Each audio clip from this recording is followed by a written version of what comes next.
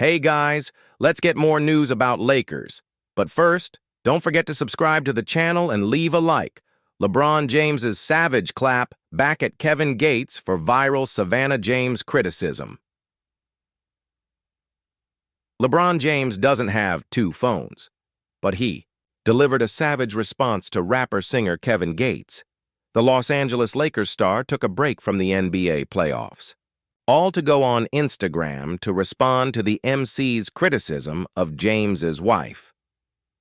The Baton Rouge musician weighed in on James's marriage to wife Savannah. Gates said in a now viral video, "I don't like the way Savannah look at LeBron." The man behind the hit song Two Phones and others added he prefers the way white women look at him. James, however, delivered a clap back on Instagram. He posted a picture with him wife featuring the following caption: "Kings don't concern themselves with the opinion of peasants," James shared. He then asked, "Where to next, Queen?" which implies a getaway could be on deck for the two. James likely won't be streaming Gates music anytime soon, including his other famed hits, I Don't Get Tired, Satellites, Neon Lights, and John Gotti. LeBron James's wife also responds to Kevin Gates before Lakers game. Savannah James herself took to IG to clap back at Gates. She took to her own Instagram stories to quote Nicki Minaj in responding to the rapper. Her wording comes off as she's unbothered by Gates' words. James and his wife have been together since before his NBA career took off. The couple are from Akron, Ohio, and met as high school sweethearts. Savannah James is 2 years younger than the 40-year-old megastar. Savannah James is active in her hometown, too. She launched the Women of Our Future mentorship program in Akron during 2017. She also launched a children's furniture line with American Signature. The couple shares 3 children together. One is Lakers guard Bronny James, who got selected in the second round during the 2024 draft. Another is Bryce, currently a standout high school basketball star for Sierra Canyon High in Chatsworth. The younger son committed to Arizona on New Year's Day 2025. James and Savannah also share a daughter. Meanwhile, James will be seeking to even the Lakers series against the Minnesota Timberwolves. James delivered an epic chase down block in the opening game.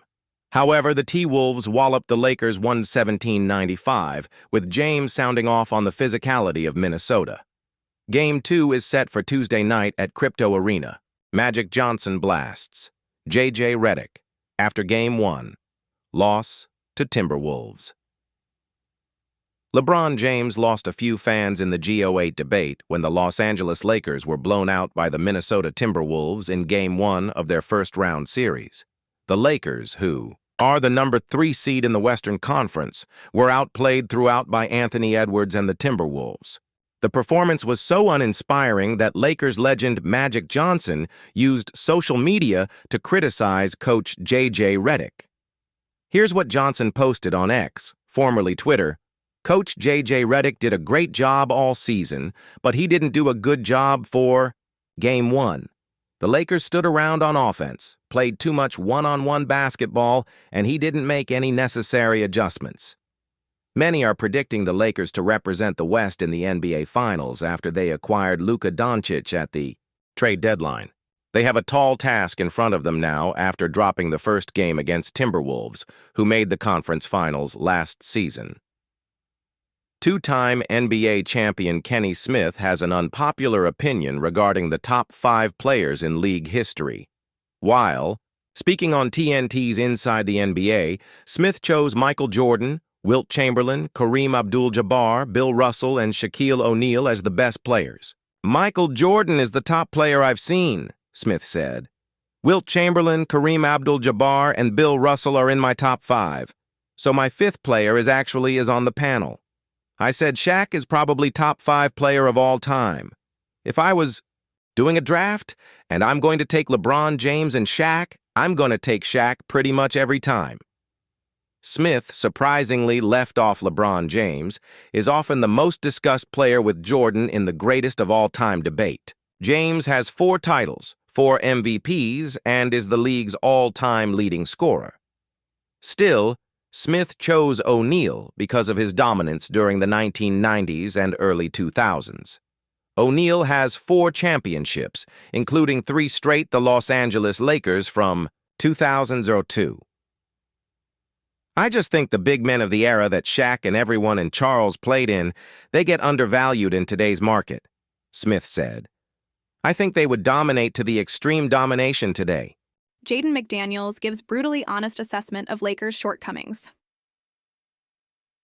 No long-term downside exists when a team pulls off the most stunning trade in NBA history to land a 26-year-old generational talent.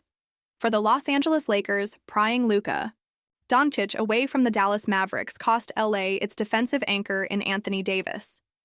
The Lakers' inability to acquire a suitable replacement before the NBA trade deadline meant they would have to deploy 7-footer Jackson Hayes at center or completely lean into small ball and hustle defensively.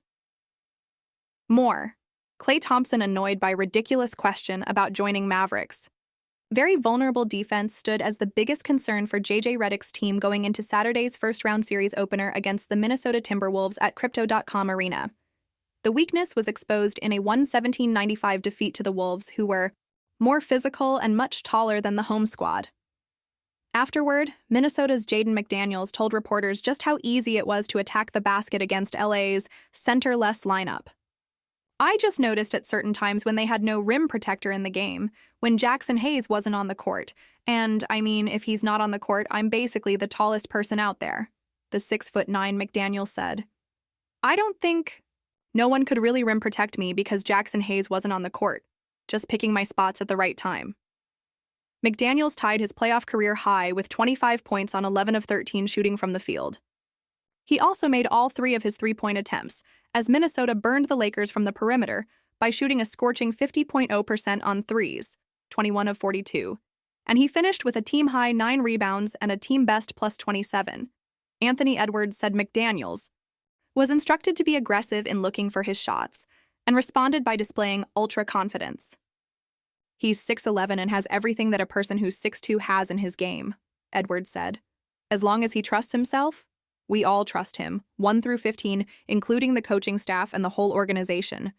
He's just being Jaden McDaniels.